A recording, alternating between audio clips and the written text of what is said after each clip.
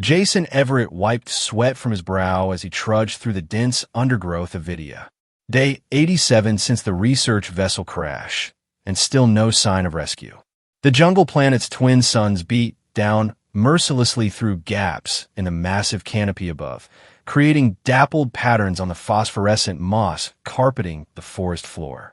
He paused, leaning against the trunk of what he'd named a spiral oak, though it was neither spiral-shaped nor remotely oak-like, and took a sip from his filtration bottle. The water tasted like minerals and survival.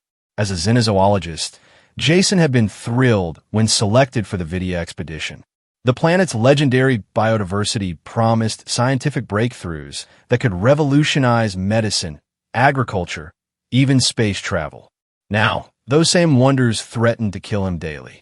Beautiful, deadly Vidia, with its carnivorous flowers, territorial arboreal predators, and microbes that could digest titanium. The planet didn't care if he lived or died. It just was. He checked his makeshift shelter's coordinates on his damaged but functional tablet. Another 5 kilometers through this terrain would take him back to the cliffside cave he'd converted into a relatively safe home. As Vidia's third moon rose into view, the harbinger of this continent's fierce nocturnal storms, Jason quickened his pace. The last thing he needed was to be caught in another downpour like the one that had nearly drowned him last week. Thunder rumbled in the distance, closer than he'd anticipated. The storm was moving faster today. Jason broke into a jog, his collection bag thumping against his side, filled with edible fungi and fruits he'd verified safe through painstaking testing. Each meal was an experiment. Each successful day, without poisoning, a victory. The first fat raindrops began to fall as Jason scrambled up a rocky incline. He was still 3 kilometers from his shelter. Lightning split the sky, illuminating the rapidly darkening forest in stark white light. The deluge followed seconds later, turning the ground beneath his boots into treacherous mud. Jason slipped, caught himself on a vine, thankfully not one of the predatory ones, and continued upward. That's when he heard it, a thin, keening wail rising above the storm's cacophony. At first, he thought it was just the wind. Vidia's storms created strange acoustics as they funneled through the planet's massive trees. But the sound came again, distinctly alive and distressed. Jason hesitated. The xenozoologist in him was intrigued, but the survivor knew better than to investigate strange noises in an alien rainforest during storm. The wail sharpened into something undeniably infant-like. "Damn it," Jason muttered, already changing direction toward the sound. He'd regret this. He always regretted these empathetic impulses, but he couldn't ignore what sounded like a creature in distress. Professional curiosity, he told himself. Just professional curiosity. The cries led him to the edge of a swollen stream, usually a mere trickle, now a churning torrent of rainwater and debris. Clinging to an exposed root jutting from the eroding bank was a small, reptilian creature no larger than a human toddler. Its scaled skin shimmered with iridescent patterns that pulsed with fear, and its large, multi-pupiled eyes blinked rapidly against the rain. Jason recognized it immediately as a juvenile sauri, the elusive, possibly sentient bipedal species he'd documented from a distance but never approached. His research team had strict non-interference protocols regarding the sauri. They were too intelligent, too organized, too much like early human civilizations to risk cultural contamination. But there were no protocols for a drowning child. As Jason watched, the root cracked, nearly giving way. The young sauri's claws scrabbled desperately for purchase, its wails growing more frantic. "Protocol be damned," Jason muttered, shucking his pack and securing it to a nearby branch. He waded into the frigid, churning water, bracing himself against the current. The stream was deeper than he'd estimated, quickly rising to his chest. Every step threatened to sweep him away. The young sauri watched him approach, its cries quieting to whimpers of confusion and fear. Jason wasn't sure if it recognized him as help or as another predator coming to finish it off. He tried to make his posture non-threatening, difficult while fighting against rushing water that wanted nothing more than to dash him against the rocks downstream. "It's okay," he said softly, knowing the creature couldn't understand his words, but hoping his tone would convey his intentions. "I'm not going to hurt you." He was almost within arm's reach when the root gave way completely. The young Sori plunged into the torrent with a terrified shriek. Jason lunged forward, arm outstretched. His fingers brushed against smooth scales, then closed around a small arm. The momentum nearly pulled him under, but he managed to wrap his other arm around a sturdy branch, anchoring them both. The Sori instinctively clung to him, its small claws digging into his shoulder through his weathered expedition jacket. "I've got you," Jason gasped, manhandling them both toward the shore. The young creature trembled violently against his chest, its bioluminescent markings pulsing in rapid, frightened patterns. Jason dragged himself and his small charge up onto the muddy bank, collapsing onto his back with the Sori safely atop his chest. Rain pounded relentlessly on his face as he caught his breath. The little creature remained motionless except for its trembling. Then, hesitantly, it raised its head and looked directly at Jason. The connection was instantaneous and inexplicable. A warmth spread through Jason's mind, followed by a cascade of unfamiliar sensations. Flashes of color he'd never seen before, sense beyond human perception, emotions without names in any Earth language. He gasped, instinctively trying to pull away, but the sensation wasn't painful, just alien. The Sori child chirped, a soft trilling sound, and the strange mental intrusion faded. It curled tighter against Jason's chest, small claws gripping his clothing with possessive determination. "What was that?" Jason whispered, but the storm swallowed his words. The little Sori merely blinked at him, its pupils contracting and expanding in rapid succession, iridescent patterns on its skin shifting from fearful red-purple to a calmer blue-green. It chirped again, sounding for all the world like it was trying to communicate. A roar from the nearby tree-line made them both freeze. Jason turned his head slowly, already knowing what he'd see. Where there was a Sori child, there would inevitably be larger, protective Sori adults. And where there was one juvenile predator species in distress, scavengers would follow. A sleek, pantherous creature with 6 limbs and bioluminescent spots crawled from the underbrush, its eyes fixed on the vulnerable pair by the stream bank. Jason had classified these beasts as hexapanthers in his notes, not very creative, but descriptive. They hunted in the rain, using the noise of storms to mask their approach. Jason scooped up the Sori child and scrambled to his feet. The hexapanther snarled, revealing rows of needle-like teeth. It was sizing them up, calculating the risk versus reward of attacking. Jason had no weapons beyond a small utility knife, barely adequate for collecting specimens, let alone fending off a predator 3 times his size. The young Sori made a high-pitched sound, somewhere between a whistle and a scream. The hexapanther hesitated, ear flaps twitching. Then it charged. Jason dove to the side, clutching the Sori child protectively against his chest. He rolled through mud and came up running, heading for a cluster of thorn bushes he'd previously documented as toxic to most Vidian wildlife. The hexapanther pursued, unnervingly silent now that it had committed to the hunt. 20 meters to the thorn bushes. 15. 10. The hexapanther was gaining. 5 meters. Jason could feel the predator's breath on his heels. With a desperate lunge, he crashed through the outer layer of the thorn bush, wincing as barbs tore at his clothing and skin. The Sori child buried its face against his neck, somehow knowing to protect its eyes. Jason curled around it, creating a human shield as they landed in the center of the toxic plant cluster. The hexapanther skidded to a stop at the bush's perimeter, snarling in frustration. It paced back and forth, tail lashing, unwilling to follow them into the poisonous thorns. After several tense minutes, it issued a final warning growl and slunk back into the forest, defeated.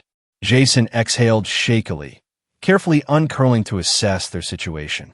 The Sori child remained attached to him like a living barnacle, refusing to loosen its grip.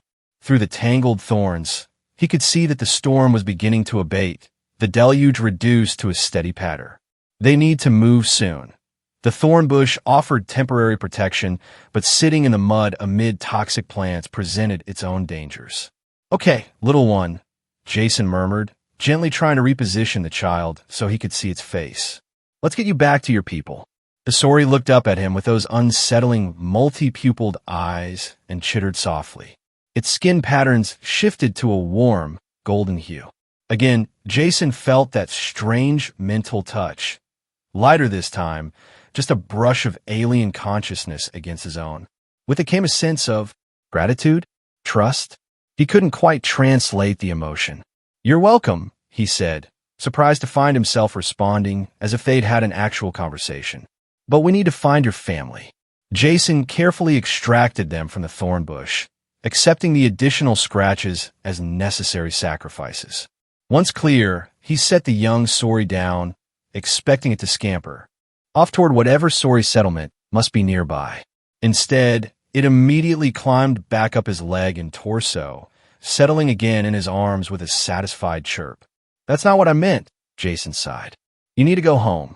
The child merely blinked at him, its skin glowing softly in the fading light. Jason had observed Sauri from a distance, but never close enough to determine their exact social structures or communication methods. The research team had planned months of careful, non-interfering observation before making any contact. Now, he not only made contact, but rescued a child, breaking every protocol established for first encounters with potentially sentient species. He looked around, hoping to see signs of a search party. The Sauri were known to be fiercely protective of their young. They wouldn't abandon one to the forest. Unless, had the child wandered too far, been separated by the storm? Or worse, had its family suffered some catastrophe? The light was fading rapidly as Vidya's primary sun dipped below the horizon. The storm had moved on, leaving behind a sodden forest that would soon be crawling with nocturnal predators. Jason couldn't leave the child here alone, but taking it back to his shelter seemed equally problematic. Before he could decide, the forest around them went utterly silent. Even the constant backdrop of insectoid and amphibian calls ceased. Jason tensed, instinctively tightening his hold on the Sauri child. They emerged like ghosts. 5 adult Sauri materialized from the surrounding foliage, their camouflage abilities rendering them nearly invisible until they chose to be seen. Each stood nearly as tall as Jason, their bodies more muscular and defined than the child's, skin patterns glowing with complex designs that seemed to communicate status and emotion. For carried what appeared to be spears fashioned from native materials, hardened to razor sharpness. The 5th, slightly smaller but more elaborately patterned, stepped forward. Unlike the others, whose skin displayed wary yellows and aggressive reds, this one's patterns cycled through blues and purples. All 5 regarded Jason with unblinking multi-pupiled eyes. The young Sauri in Jason's arms suddenly came alive, chirping and whistling in obvious excitement. It made no move to leave him, however, instead turning to face its kin while maintaining its grip on Jason's jacket. The adult with the blue-purple markings approached cautiously, making a series of clicking sounds. The child responded with similar clicks.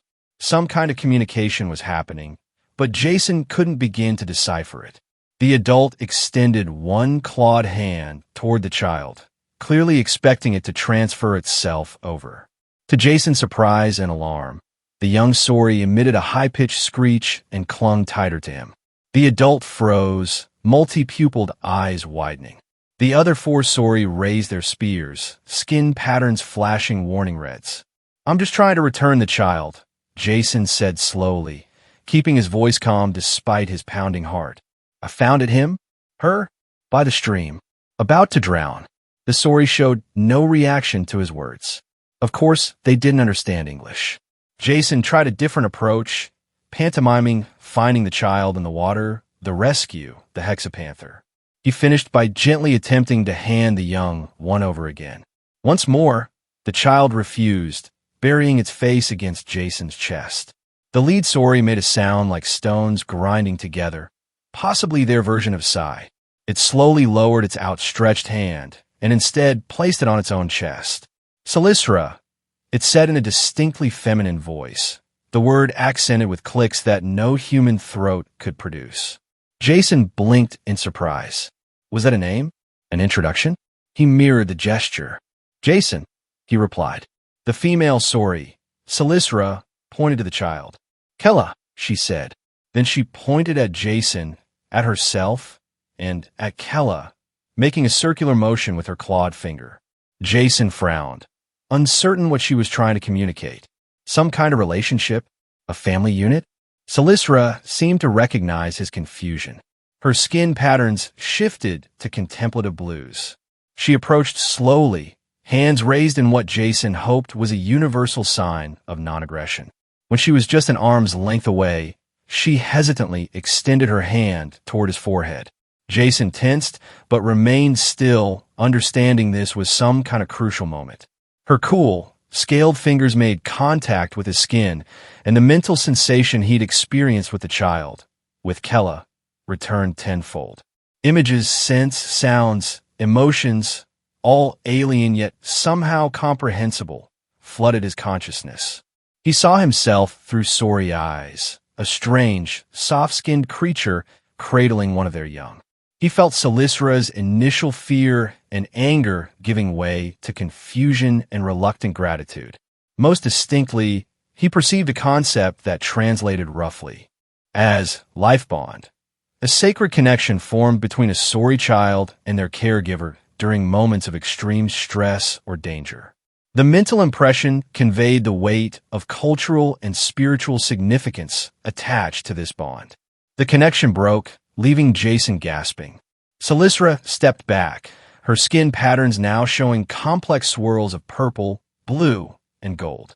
Life bond, she said in heavily accented English, the word clearly difficult for her to pronounce. Jason stared at her in shock. You speak English? Little, she replied. Learn. Watch humans. She gestured to Kella, still clinging to Jason. Kella choose you. Life bond. Sacred law. I don't understand, Jason said, though he was beginning to, and the realization filled him with dread. I just help. I need to return to my shelter, and Kella needs to go home with you. Salisra's skin flashed a negative red. No. Life bond unbreakable. You come. Our village. She gestured to the forest behind her. You now. Second guardian. Second guardian? Jason repeated. I can't. I'm not. He looked down at Kella, who gazed back with absolute trust in those alien eyes. I'm human. I don't belong in your village. Salisra's patterns shifted to something Jason couldn't interpret. Law is law. Life bond sacred. You save, you're responsible. She placed a hand on what appeared to be a ceremonial knife at her waist. No choice. The other Sori moved closer, their spears not exactly threatening, but definitely present. The message was clear. This wasn't a negotiation. Jason weighed his options, which were depressingly few. He could try to run, and likely be speared before he got 10 paces. He could fight, and definitely lose against 5 skilled warriors. Or he could comply, at least temporarily, and hope for an opportunity to explain or escape later. How long, he asked. Salisra tilted her head, skin patterns shifting questioningly. How long must I stay? Jason clarified, gesturing between himself and Kella. Understanding seemed to dawn. Salisra's patterns cycled through several colors before settling on a resolute gold. She touched Kella's head, then Jason's chest, then drew her finger across her own throat in a universal gesture. Until death, she said simply. Jason's stomach dropped. That's not possible. I have my own world, my own life. I'm stranded here temporarily, but eventually, my people will come for me. Salisra showed no sympathy. Life bond sacred. You come now. She turned, clearly expecting him to follow. Kella chirped happily, oblivious to Jason's distress. The child seemed perfectly content with this arrangement, perhaps even pleased. With the other 4 Sori warriors flanking him, Jason had little choice but to follow Salisra deeper into the Vidian forest, toward a future he'd never anticipated and a commitment he'd never agreed to. The journey to the Sori village took nearly 3 hours, during which Kella refused to leave Jason's arms despite Salisra's evident disapproval. The female Sori led the way with confident strides, occasionally pausing to leave marks on trees or stones. Territorial markers, Jason guessed, or perhaps trail signs for other Sori. The forest grew denser, the massive trees crowding closer together until their upper branches formed an almost solid ceiling overhead. Bioluminescent fungi provided eerie blue-green lighting that complemented the Sori's own glowing skin patterns. Without his guides, Jason would have been hopelessly lost within minutes. Kella eventually dozed off, head tucked against Jason's shoulder, small body radiating surprising warmth. Despite his predicament, Jason couldn't help but feel protective of the child. Whatever this life bond entailed, Kella clearly believed in it completely. The village, when they finally reached it, took Jason's breath away. Nestled within the hollow trunks and massive branches of what must have been the oldest trees on Vidya, the Sori had built an entire community 50 meters above the forest floor. Bridges of woven vines connected tree to tree, while platforms and dwellings had been constructed without damaging the living wood, grown rather than built, Jason realized. Bioluminescent plants had been cultivated to provide lighting, while intricate irrigation systems channeled rainwater into storage. It was, in a word, magnificent. The xenoanthropologist in Jason marveled at the sustainable organic architecture that worked in harmony with the forest. The human in him despaired at how far he now was from his shelter and any hope of eventual rescue. As they ascended a spiral staircase grown directly from the tree's trunk, the village noticed their arrival. Other Sori emerged from dwellings, their skin patterns flashing questions and exclamations. Children, smaller versions of Kella, peeked curiously from behind adults. All fell silent as they saw Jason with Kella in his arms. Salisra led him to a central platform that served as a communal area. An older Sori with elaborate white markings across weathered scales awaited them there. Tribal leader, Jason surmised, or perhaps some kind of spiritual elder. Kella awoke as they stopped, blinking sleepily before noticing their surroundings. The child immediately brightened, skin glowing with excited patterns, but still maintained a firm grip on Jason's clothing. Salisra stepped forward and engaged in a rapid exchange of clicks, whistles, and skin pattern shifts with the elder. Jason heard his name mentioned, along with life bond and other terms he couldn't catch. The elder's gaze kept returning to him, multi-pupiled eyes narrowing in what might have been concern or suspicion. Finally, Salisra turned back to Jason. "You understand situation now?" "Not really," Jason admitted. "I know I've somehow become bonded to Kella by saving her life, but I don't understand what that means or what's expected of me." Salisra's patterns shifted to something resembling exasperation. Life bond is connection between guardian and child. Kella's father died when egg hatched. I am first guardian. Now you second guardian. Both responsible. Co-parenting. Jason translated, the implications dawning on him. "You're saying I have to help raise Kella?" "Yes. Is sacred duty. Cannot break."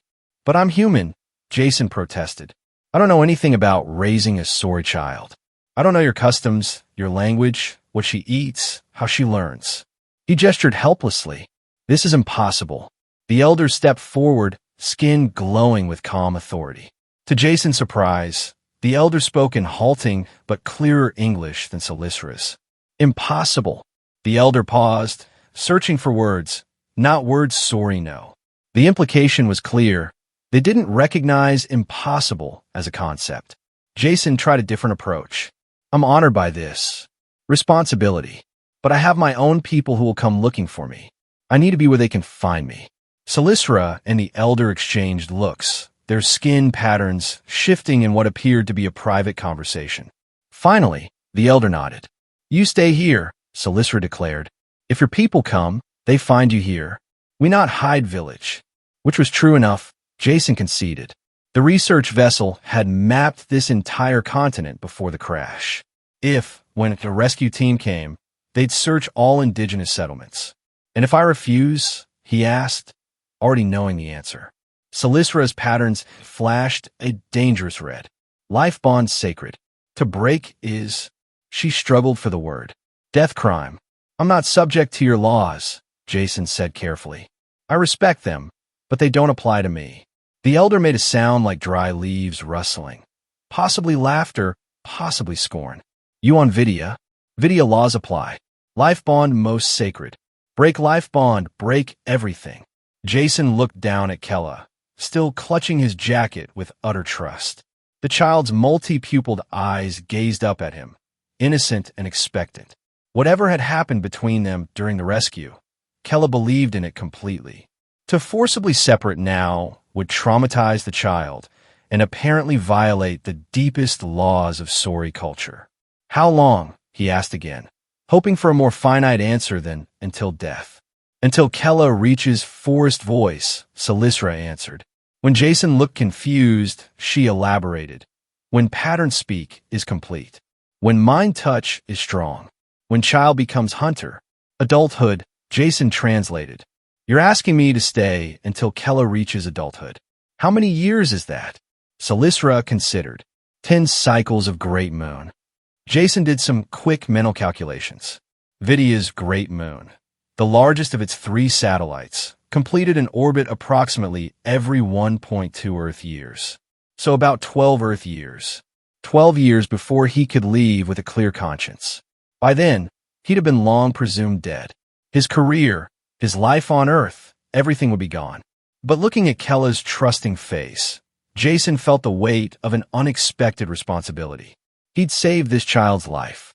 According to everything he understood about xenoanthropology, disrupting the social bonds and customs of an alien culture could cause far more harm than good, especially when a child was involved. I'll stay, he said finally, the words tasting like both surrender and a strange new beginning. But I need to retrieve my equipment from my shelter. And I need to learn everything about your people, your language, your customs. Salisra's patterns shifted to surprised blues, clearly having expected more resistance. She nodded once, decisively. Tomorrow, warriors help bring your things. Tonight, you sleep Kella house. She gestured to what must be her own dwelling, grown from the living wood of an enormous tree nearby. As if understanding the decision, Kella chirped happily and finally loosened her grip on Jason's jacket, sliding down to stand on her own feet. She immediately took one of his hands in her small clawed one, her skin patterns glowing with pleased golden swirls. The gathered Sori dispersed, accepting the elder's judgment with unquestioning obedience. Jason found himself being led towards Salisra's home by an enthusiastic Kella, the child chattering in a language he couldn't begin to comprehend. Salisra followed, her patterns shifting between concerned violet and resigned blue. The dwelling was both alien and strangely familiar. A hollowed space within a massive tree, its walls living wood that had been encouraged to grow into shelves, seating, and sleeping platforms. Bioluminescent fungi provided soft lighting, while cleverly designed apertures allowed for ventilation. It was beautiful, organic architecture that made Earth's most sustainable designs look clumsy and artificial by comparison.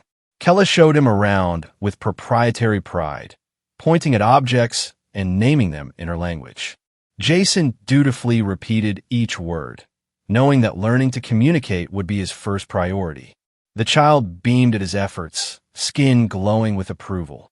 Salisra remained more reserved, watching their interactions with unreadable patterns shifting across her scales. When night fell completely, she showed Jason to a sleeping platform covered with something like woven moss, surprisingly comfortable, and indicated through gestures that he should rest. Kella resisted being separated, insisting through chirps and skin flashes that she wanted to stay near Jason. After some discussion that involved rapid pattern shifting between mother and daughter, Salisra reluctantly allowed Kella to arrange her own smaller sleeping platform beside Jason's. As he lay in the strange dwelling, listening to the nighttime sounds of an alien forest and the soft breathing of a child who had somehow become his responsibility, Jason reflected on the absurdity of his situation. He'd come to Vidya to study its biology, not become part of its culture. Yet here he was, adopted into a family structure he barely understood, bound by laws and customs he'd never agreed to. But somewhere beneath the anxiety and resentment, a small part of him recognized the incredible opportunity this represented. No human had ever been integrated into an alien society like this, accepted, however reluctantly, as a family member rather than an outside observer. The knowledge he could gain, the understanding of Sori culture from the inside, would be unprecedented if he ever made it back to Earth. If. That was the crux of the problem. Every day he spent in the Sori village was another day his eventual rescuers might miss him. Another day his old life slipped further away. Yet looking at Kella's sleeping form, peaceful and trusting, Jason couldn't bring himself to regret saving her. Whatever came next, that at least had been the right choice. He drifted into uneasy sleep, dreaming of Earth and stars and small, scaled hands reaching for him across an impossible distance. The first weeks in the Sori village were among the most challenging of Jason's life. Everything from food to hygiene to basic communication required learning new systems with little guidance beyond gestures and Salisra's limited English. Kella remained his constant shadow, alternately helping and hindering his adjustment.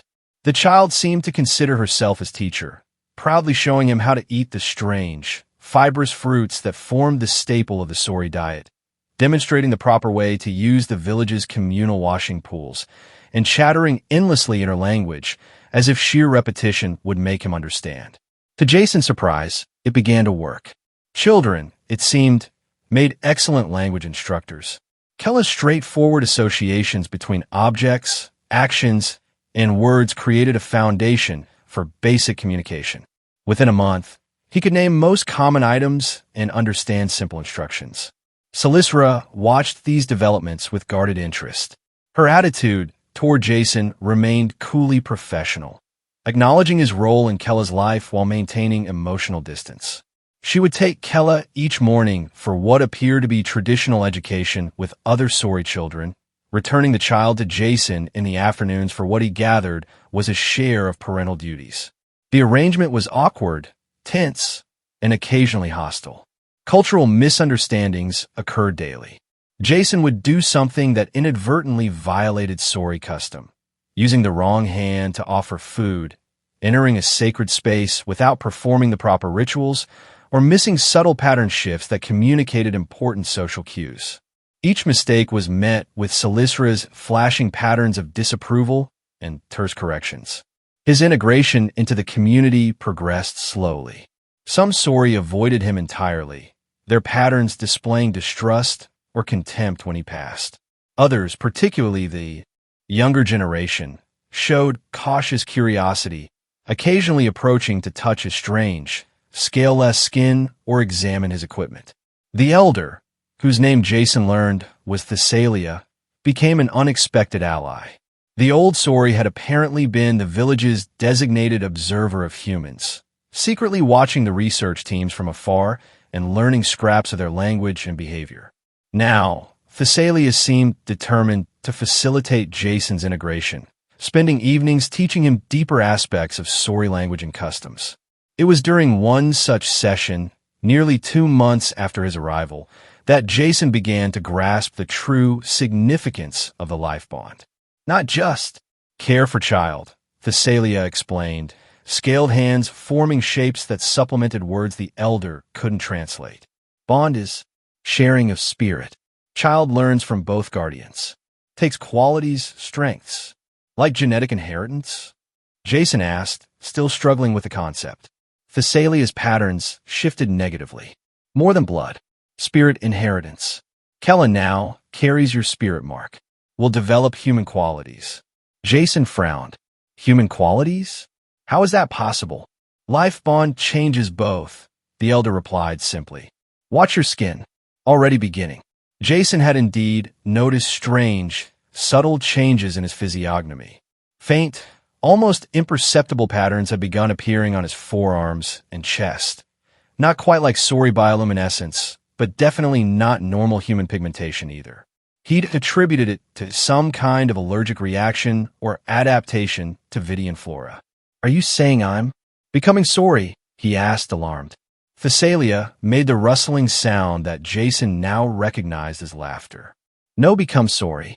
Still human, but changed by bond. All guardians change when bonded to child. Does Silistra know this would happen to me? Of course. Is why she. Thessalia searched for the word, patterns shifting thoughtfully. Resists. Fears change in you. Fears change in her. This new information gave Jason a different perspective on Silistra's coldness. It wasn't just cultural disapproval or xenophobia. She was genuinely concerned about the biological and spiritual implications of this unprecedented cross-species life bond. Armed with this understanding, Jason made more deliberate efforts to respect Sori customs and learn their ways. He began rising before dawn to practice the morning meditation rituals he'd observed the adults performing.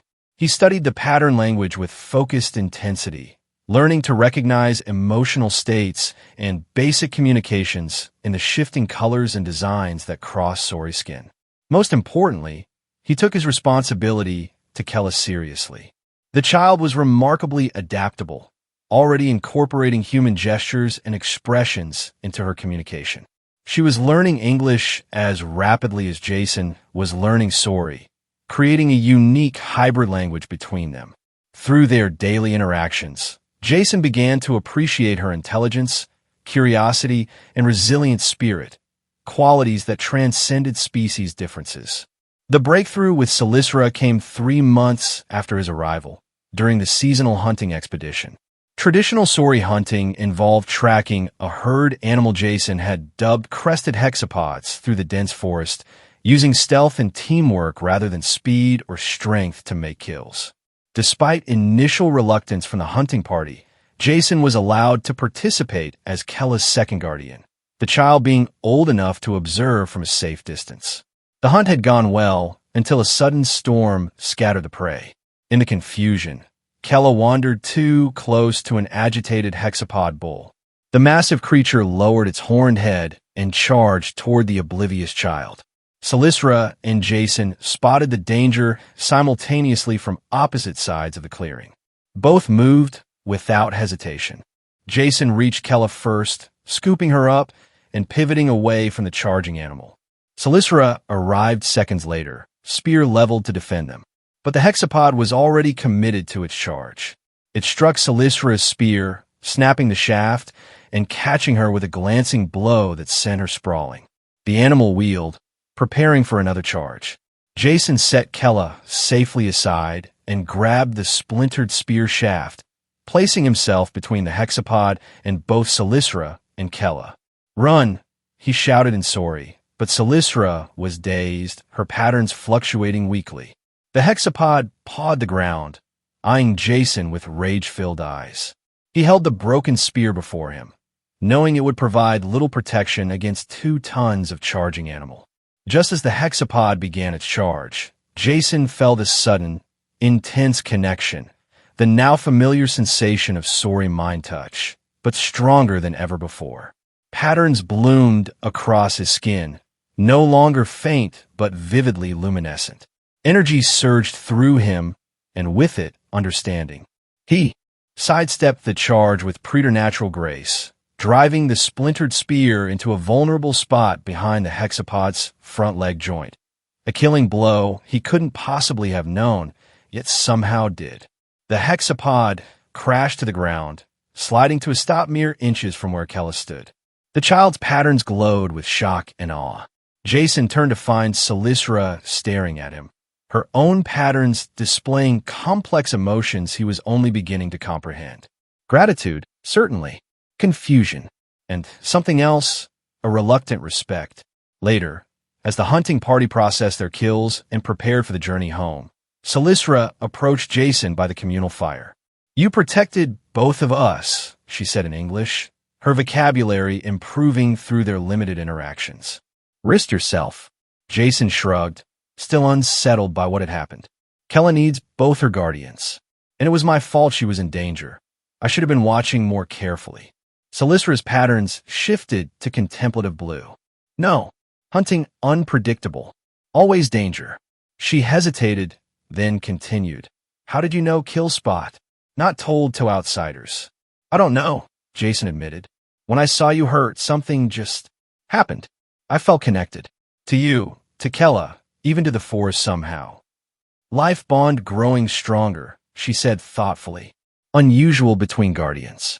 Usually only with child. They sat in silence for a moment, watching Kella play with other sorry children nearby, her patterns flashing happiness and excitement as she reenacted the dramatic hunt for her friends. Thank you, Salicera said finally, the words clearly difficult for her. For protecting daughter. For respecting ways. For trying. It wasn't friendship exactly, but it was a beginning, a thawing of the ice between them. From that day forward, their co-parenting arrangement became less rigid. Salicera began including Jason in morning education sessions, helping him understand the spiritual and cultural lessons she imparted to Kella. In return, Jason shared human knowledge, astronomy, mathematics, earth biology that fascinated both mother and daughter. Slowly, reluctantly, they developed a functional partnership. Salicera's patterns now displayed fewer irritated reds when Jason made cultural missteps, shifting instead to patient blues as she corrected him. For his part, Jason found himself admiring her strength, intelligence, and fierce devotion to her child and community. The strange patterns on his skin continued to develop, becoming more pronounced and responsive to his emotions. Sometimes, in moments of particular connection with Kella or Salicera, he could almost communicate as Sori did, through shifting colors and designs rather than words. The sensation was alien, yet increasingly natural, as if awakening dormant pathways in his brain. 6 months into his stay, Jason realized something troubling. He was forgetting details of Earth. The taste of coffee, the sound of human music, the feeling of concrete beneath his feet. They were slipping away, replaced by the rich sensory tapestry of Vidian life. The complex flavors of forest fruits, the harmonic songs of Sori celebrations, the living wood of the village structures. During a rare moment alone, he activated his tablet, power carefully rationed over the months, and recorded a message for himself. A reminder of who he was, where he came from, what waited for him if rescue ever came. As he spoke, describing his former life, the words fell hollow, describing a stranger's existence. That night, he dreamed of Earth, but it was a cold, sterile place compared to the vivid aliveness of Vidia. He woke troubled by the implications. The next day, while Kella was at the village learning circle, Salicera found Jason sitting alone on one of the highest platforms, gazing at the forest canopy extending to the horizon. Your patterns show sadness, she said, settling beside him with characteristic Sori grace. Jason glanced at his forearms, noticing the deep blue swirls that had indeed manifested without his conscious awareness. I'm changing, he said simply, becoming something not fully human, not Sori. Something in between.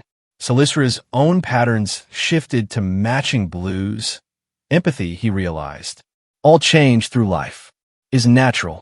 She hesitated, then added, I change too. Learn human things. Think differently now. Are you sorry? Jason asked. About the life bond? About being forced to accept me into your family? She considered the question with characteristic Sori thoughtfulness.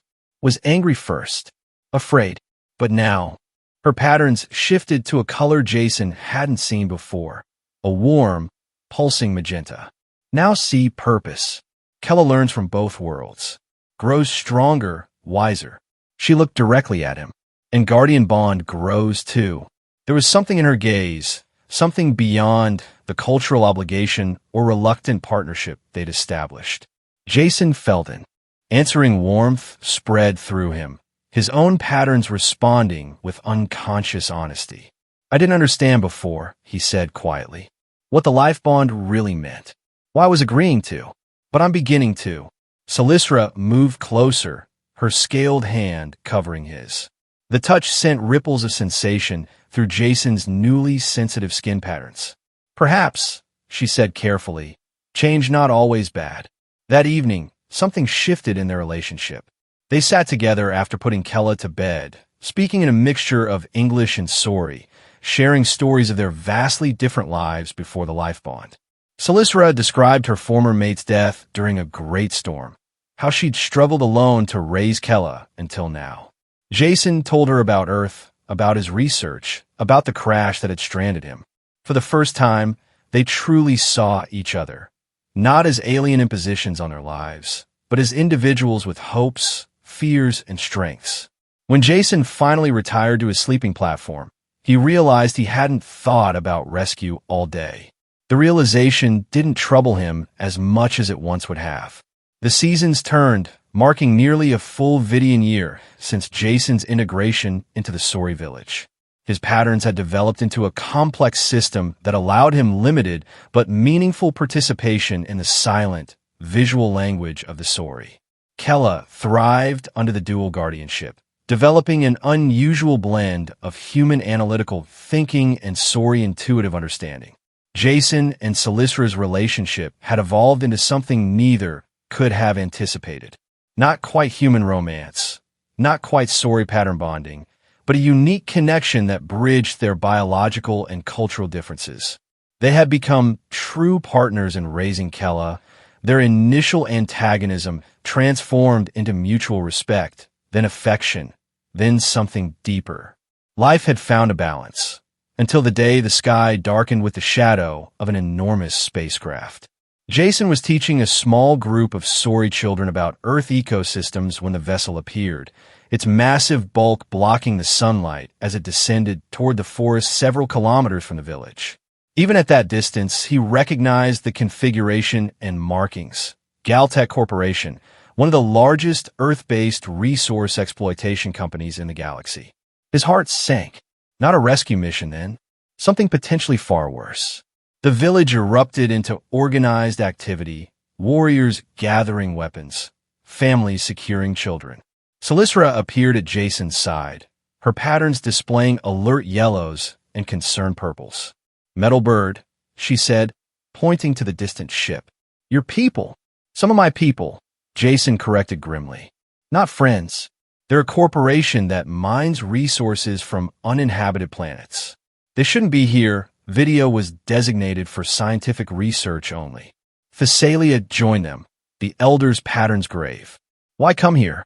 What want?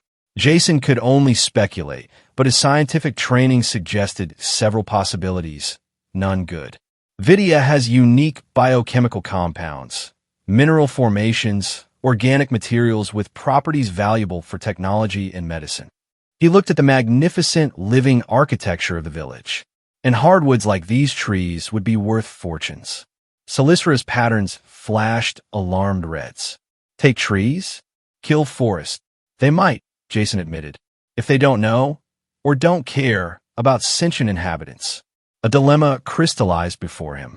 His first instinct was to approach the Galtech ship to inform them of the Sori presence and the protected status of Vidia. That could prevent an ecological disaster and potential conflict.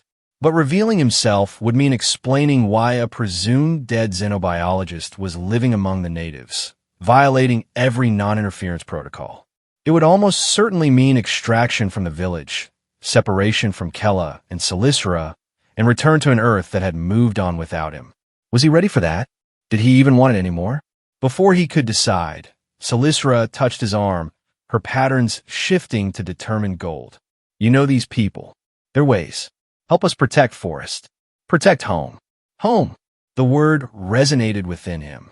Somehow, without noticing the exact moment of transformation, this village had become his home. These people, his people. This family, his family. "I'll help," he said, decision made. "But we need more information first. I need to get closer to their ship, see what they're planning." Silisra nodded, her patterns showing approval. "I come too." They left Kella in Thessalia's care, the child reluctant to be separated from both guardians at once, but understanding the seriousness of the situation. Jason gathered his remaining human equipment, binoculars, tablet, emergency beacon, items he hadn't used in months. Moving through the forest with Silisra was an education in Sori stealth techniques. She showed him how to step silently, how to use the natural camouflage of dappled light, how to sense disturbances in the forest's rhythm that might indicate danger. His newly developed Sori senses enhanced these lessons, allowing him to perceive the environment in ways his purely human self never could have. They approached the Galtech landing site cautiously, keeping to the densest underbrush. The ship had deployed a perimeter of prefabricated structures and heavy machinery. Workers in environmental suits moved purposefully between equipment stations. Automated drones buzzed overhead, scanning the surrounding forest. Using his binoculars, Jason observed the operation with growing concern. Soil sampling equipment, timber assessment drones, mineral extraction probes. This wasn't a preliminary survey. They were preparing for immediate resource harvesting. A conversation between two supervisors, carried to them on the breeze, confirmed his fears. The preliminary scan shows extensive deposits of phyllotheum throughout this region, one said, gesturing to a holographic map. High concentrations, especially beneath these massive tree systems.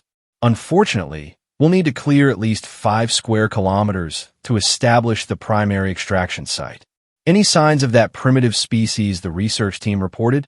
The other asked. The reptiloids? The first supervisor shrugged. Nothing on our scans.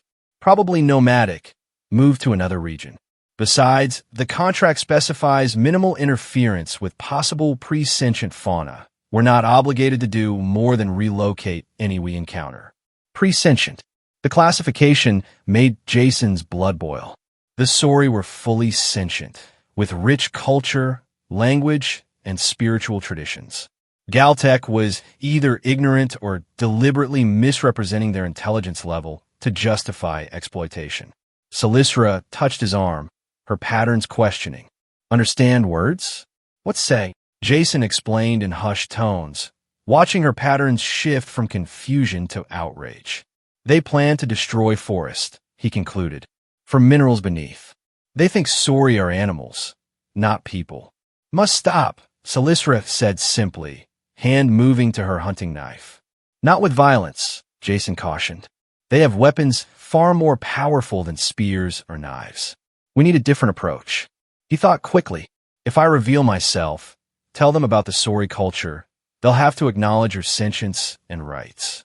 Galtech operates under interstellar indigenous protection protocols. Legally, they can't knowingly displace sentient species. Silistra's patterns displayed skepticism. Trust words on leaf skin, she asked, referring to legal documents as Jason had once described them. Not entirely, Jason admitted, but it's a starting point. We should return to the village, develop a proper strategy with the council. They were halfway back when the forest around them erupted with artificial light and sound. Scanning drones, more advanced than those they'd observed earlier, converged on their position.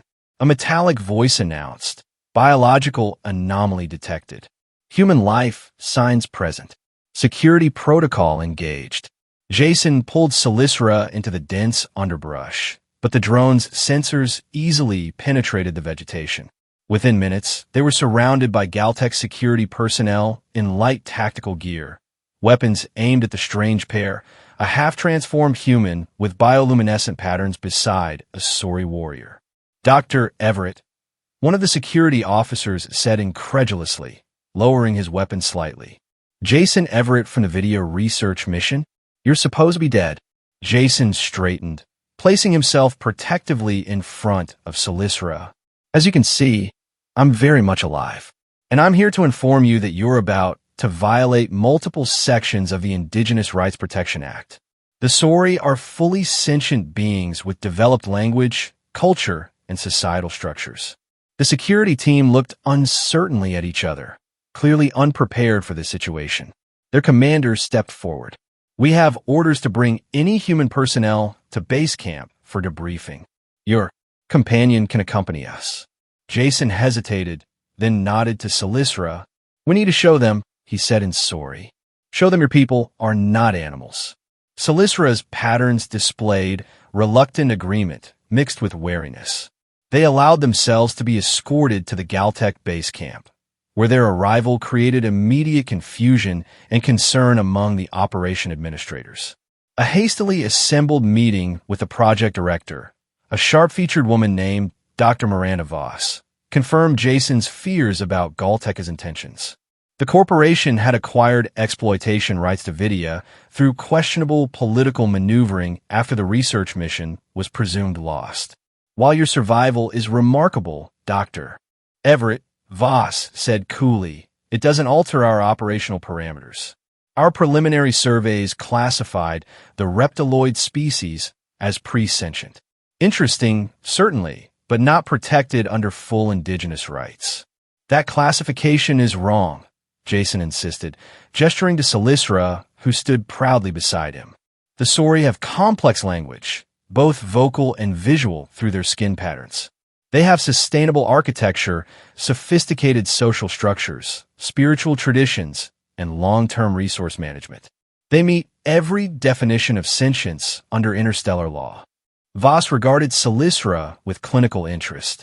Perhaps, but verification requires official assessment by qualified xenoanthropologists, not the potentially biased testimony of a single researcher who is clearly gone native. Her gaze lingered meaningfully on Jason's patterned skin. I'm a qualified xenoanthropologist, Jason countered, and I have lived among the Sauri for over a year. My observations are documented. He activated his tablet, displaying the detailed records he'd maintained during his time in the village. Documentation that can easily be fabricated, Voss dismissed. Look, Everett, I'm sympathetic to your situation. But Galtech has invested billions in this operation based on approved surveys and legal permits. We can't halt everything on your word alone. Then send your own assessment team to the village, Jason suggested. See for yourselves. Voss considered this, then nodded reluctantly. Fine. We'll dispatch a team tomorrow. Until then, you'll both remain here as our guests. The euphemism for detention wasn't lost on Jason. As they were escorted to a secure habitat module, Silistra's patterns shifted to urgent purple. Not safe, she whispered in Sauri. They delay. Already machines move in forest.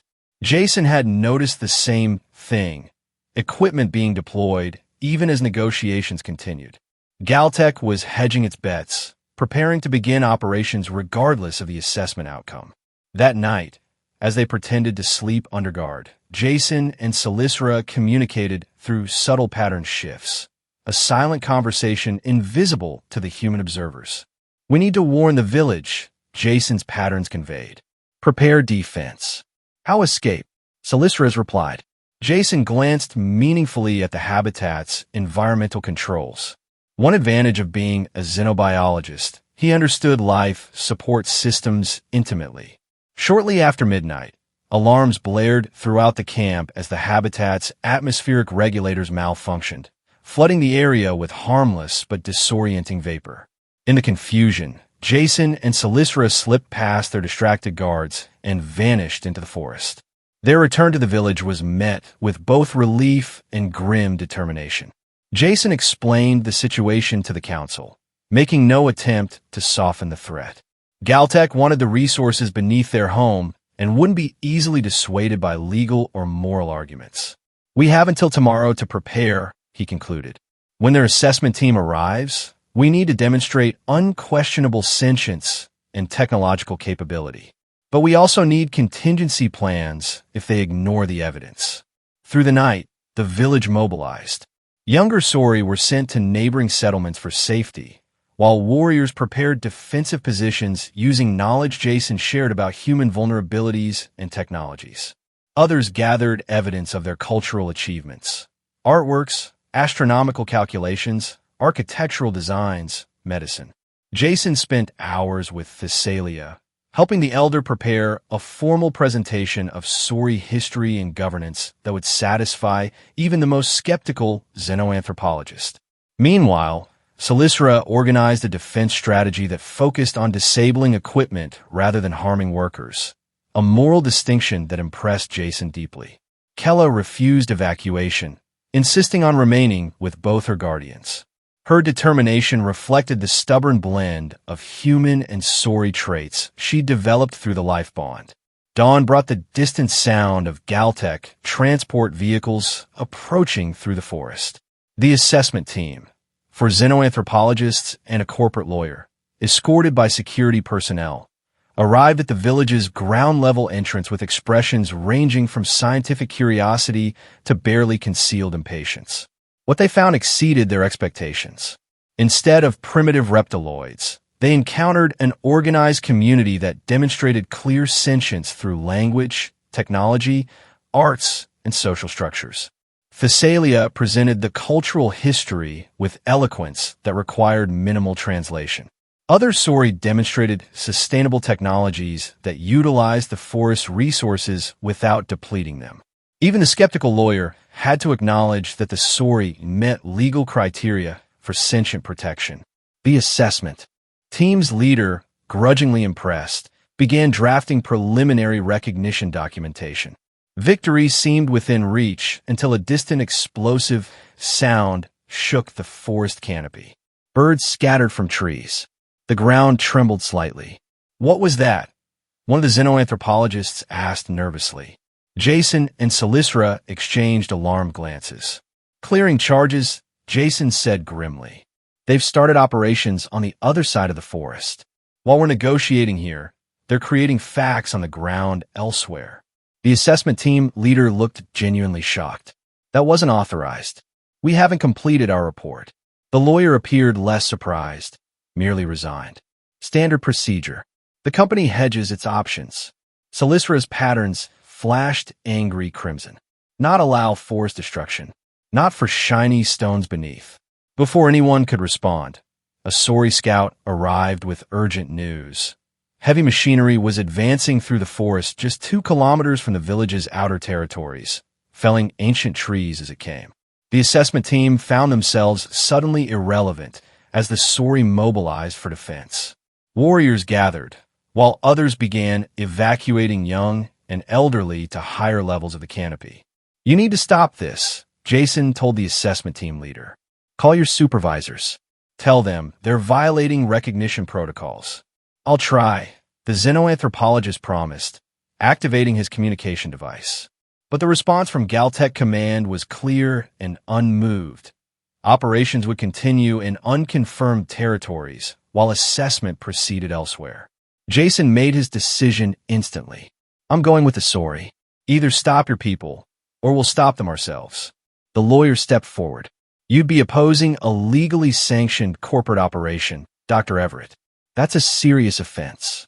So is ecocide, Jason replied coldly. And cultural genocide. He joined Silisra and the warriors, using his knowledge of human technology to develop quick, effective tactics. They would target equipment, not people. Disable, not destroy. Demonstrate rather than devastate. Remember, he told the assembled Sauri, we're fighting to protect, not to harm. The moment we injure their workers, we lose moral standing. We want them to leave, not seek revenge. As they moved through the forest toward the advancing machinery, Jason felt a strange sense of completion. The journey that had begun with saving one Sauri child had led him to defending an entire people. His people now, in every way that mattered. The confrontation at the logging site was chaotic but controlled.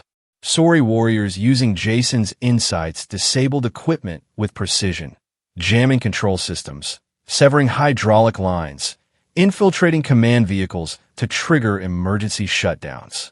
Their natural camouflage abilities and intimate knowledge of the forest gave them overwhelming tactical advantages. Silisra led one group that specifically targeted the scanning equipment that identified resource deposits. Jason coordinated from a central position, using his understanding of both sides to maximize effectiveness while minimizing risk. The operation was succeeding until a massive harvester broke through toward an ancient tree that Jason recognized as a sacred site in Sauri culture. Silisra moved to intercept it, her patterns displaying fierce determination as she climbed onto the machine to reach its control cabin. The operator, panicking at the sight of the Sauri warrior, jerked the controls. A massive hydraulic arm swung toward Silisra, its metal edge glinting in the filtered sunlight. Jason saw it happening as if in slow motion. Without conscious thought, he leaped forward, patterns flaring with protective intensity. He reached Silisra just as the arm descended, shoving her clear of its path. The metal edge caught him instead, sending him crashing to the forest floor 15 meters below. Pain exploded through his body. Something was definitely broken, multiple somethings. His vision tunneled, darkness creeping in from the edges. Above, he heard Silisra's anguished cry, saw her patterns flashing desperate patterns of distress and love. Love. The realization came with perfect clarity as consciousness began to fade. This wasn't about duty or obligation anymore. Hadn't been for a long time. He loved her, this alien warrior mother. Loved Kella. Loved their shared life. Loved this forest, this village, this world. As darkness claimed him, Jason's last thought was of the life bond. How fitting that a connection that began with saving one life would end with saving another. He drifted in darkness for an immeasurable time. Occasionally, sensations penetrated the void, cool hands on his skin, liquid being carefully administered to parched lips, gentle humming that seemed to vibrate through his very cells. And always patterns, beautiful, complex patterns that spoke of care and concern and something deeper that had no name in human language. When Jason finally opened his eyes, he was in a sorry healing chamber. A specialized dwelling grown from living wood with specific medicinal properties. Kella was curled beside him, small body nestled against his uninjured side. The child's patterns glowed with peaceful blue in sleep. Across the chamber, Silisra sat in meditation, her own patterns shifting in serene, harmonious rhythms. As if sensing his awakening, she opened her eyes, patterns instantly brightening with joy and relief. "You return," she said softly in English, moving to his side with characteristic grace. "How long?" Jason asked, his voice rough from disuse. 7 days. Her clawed hand gently touched his face. "Thought lost you." Jason attempted to sit up, wincing as pain shot through his torso. Looking down, he was startled to see his chest and arms covered with intricate pattern markings more pronounced than ever before. They weren't just superficial pigmentation anymore. They seemed integrated into his skin at a cellular level, glowing with subtle luminescence. "What happened to me?" he asked, tracing the patterns with wonder. Silisra's own patterns shifted to explanatory blue. Healing bond. Sorry medicine. Life energy shared. She hesitated. Some change permanent. More sorry now. Less human. Am I? Still me? The question reflected deeper concerns than mere physical changes. "Always you," she assured him, patterns shifting to the warm magenta he'd come to recognize as affection. "Just more." Kella stirred beside him, opening multi-pupiled eyes that widened with delight upon seeing him conscious. "Father," she exclaimed in English, one of the first human words she'd mastered. She carefully hugged him, mindful of his injuries. "What happened with Galtech?" Jason asked, once Kella had settled back against him. "The forest? The village?" Silisra's patterns displayed satisfied gold. "Your falling changed things. Human protecting sorry, sacrifice. Assessment team saw. Recorded. Sent to leaders. Operation stopped." Her English grew more hesitant as she tried to explain complex events. "New humans came. Talk leaders. Made agreement. Negotiators," Jason translated. "They reached a settlement?" "What kind?" "Humans take some minerals," Silisra explained. "From dead ground only. Not living forest. Pay sorry with protection. Recognition as people. Sacred sites marked safe forever." It wasn't perfect, but it was sustainable. A compromise that acknowledged both sorry rights and human interests. Better than he could have hoped for, given Galteka's initial approach. "And me?" he asked quietly. "Did they want to take me back to Earth?" Something protective flashed in Silisra's patterns. "Tried. Said you belong human world. Need human doctors." Her hand tightened on his. "Told him you life bonded. Protected by sorry law. What do they say to that?" "Many words," she said with a hint of amusement. "Much talking. Then agree. You choose. Choose." After a year of feeling trapped by circumstances and alien laws, the concept of choice seemed almost foreign. Yet faced with the decision now, Jason found it remarkably simple. Earth represented his past, a life of observation, documentation, professional achievement, but personal isolation. Video was his present and future, a life of connection, purpose, and belonging. A family formed against all odds across the gulf of evolution and biology. "I'm staying," he said, the words bringing immediate peace. His patterns glowed with certainty, readable even to his own inexperienced eyes. "This is my home now. You're my home." Salisra's patterns bloomed with joy so intense it lit the entire chamber. She leaned forward, pressing her forehead against his in the traditional Sori gesture of deepest connection. "Life bond became choice bond," she said softly. "Stronger because chosen." Kella chirped happily, her own patterns merging harmoniously with theirs, a family united not by biology or obligation, but by choice and love. In the days that followed, as Jason recovered his strength, representatives from Earth returned with formal recognition documents. Video was officially designated a protected world with the Sori acknowledged as its sentient stewards. Controlled resource-sharing agreements were established, with technology exchanges beneficial to both species. Jason's unique position, not fully human anymore, not Sori, but something unprecedented between, made him the natural choice as liaison between worlds.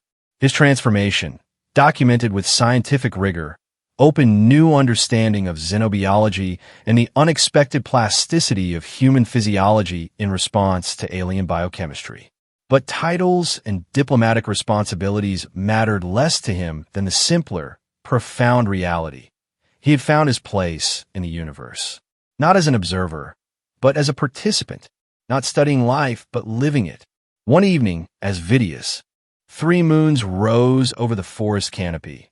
Jason stood with Salisra and Kella on the highest platform of their dwelling. The child was demonstrating her latest accomplishment, a complex pattern shift that combined Sori tradition with human-inspired innovation. "See," Kella said proudly, her scales shimmering with intricate designs. "Earth stars and Vidia flowers together." "Beautiful," Jason said, his own patterns shifting in admiration. His ability to communicate through light and color had developed significantly during his recovery, becoming almost as natural as speech. Salisra leaned against him, her warrior's body relaxed and content. "She has best of both worlds," she said quietly. "As do we." Jason put his arm around her, feeling the life bond that connected them all pulsing with harmonic energy. Above them, stars glittered, some possibly harboring Earth, impossibly distant now in more ways than mere light years. He had crossed the void between worlds, between species, between ways of being. What had begun as an accident of compassion had transformed into deliberate choice. What had seemed like imprisonment had become liberation. The best of both worlds, he agreed, patterns glowing with a unique, nameless emotion that existed only between them. Not human love, not Sori bond joy, but something new and precious that belonged only to those who had found home in the space between stars.